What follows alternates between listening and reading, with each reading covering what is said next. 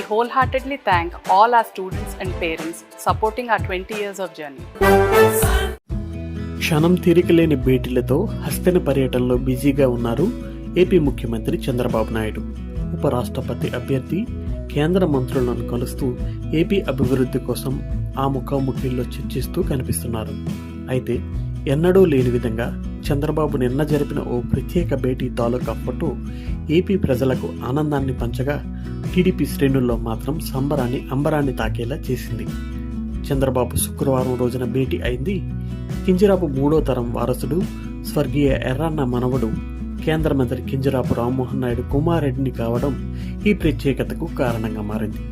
ఈ సందర్భంగా అనేక సరదా సంభాషణలు కూడా అక్కడ చోటు చేసుకున్నాయి.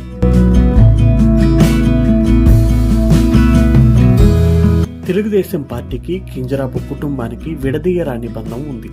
చంద్రబాబు నాయుడుకు స్వర్గీయ ఎర్రన్నాయుడుకు మధ్య సోదరభావమే టీడీపీ శ్రేణులకు కనిపిస్తోంది. సిక్కోలులో పుట్టిన ఎర్రన్నాయుడు స్వశక్తితో ఎదిగి పార్టీలో కీలకంగా మారిన తీరు నభూతో నా భవిష్యత్. తెలుగుదేశంలో నంబర్ 2 పొజిషన్కు చేరి పార్టీకి అన్నీ తానే నిలిచిన ఎర్రన్నాయుడు అర్ధాంతరంగా రోడ్డు ప్రమాదంలో నిష్క్రమించడం అందరికన్నా చంద్రబాబును ఎక్కువగా కలచివేసింది. ఓ సోదరుని కోల్పోయా అన్న భావన ఉంది అంటూ పలు వేదికల్లో ఆ బాధను కూడా పంచుకున్నారు చంద్రబాబు.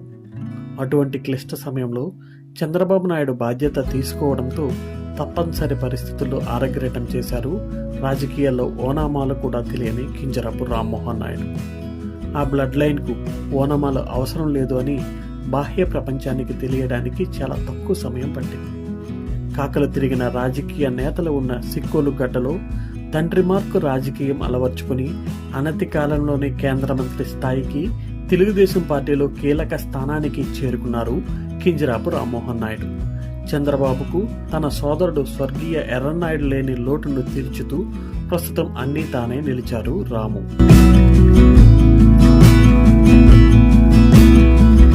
ఇన్ని అనుబంధాలు ఉన్న కింజరాపు కుటుంబంలో 3వ తరం వారసుడిని చూడటానికి ఢిల్లీలోని రామ్మోహన్ నాయుడు నివాసానికి శుక్రవారం సాయంత్రం చేరుకున్నారు చంద్రబాబు నాయుడు. రామ్మోహన్ నాయుడు శ్రావ్య దంపతులకు 2021 జనవరి 30న మొదటి సంతానంగా కుమార్తె మిహిరా అన్వి శివాంకృతి ఉండగా ఈ ఆగస్టు 12వ తారీఖున పండంటి మగబిడ్డకు జన్మనిచ్చారు శ్రావ్య. ఇలా అంటే టీడీపీ శ్రేణులు ఒప్పుకోరేమో. ఎర్రన్నాయుడును మళ్లీ తీసుకొచ్చారు రామ్మోహన్ నాయుడు దంపతులు అంటేనే శాంతిస్తారు. చంద్రబాబు భేటీలో సైతం పదే ఎర్రన్న ప్రస్తావనే వచ్చింది. ఢిల్లీలోని రామ్మోహన్ నాయుడు ఇంటికి చేరుకున్న చంద్రబాబుకు తన కుమారుని చూపించారు రామ్మోహన్ నాయుడు. వెంటనే తన చేతుల్లోకి తీసుకున్న చంద్రబాబు నాయుడు ఏ ఎర్రన్న ఎలా ఉన్నావు అంటూ పలకరించడంతోనే అక్కడ ఆప్యాయతలు వెల్లివిరిశాయి. ఆ చిన్నారిని చూస్తూ మురిసిపోయిన చంద్రబాబు నాయుడు ఎర్రన్నతో తనకున్న బంధాన్ని మరోసారి గుర్తు చేశారు. బాబుకు ఏం పేరు పెడుతున్నారంటూ వాకపు చేసిన చంద్రబాబు ఎర్రన్నాయుడు పేరు కలిసేలా పెట్టమని కోరినట్టు సమాచారం.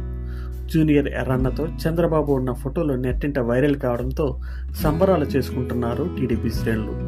చంద్రబాబు చేతుల్లో కింజరాపు 3వ తరం అంటూ మురిసిపోతున్నారు.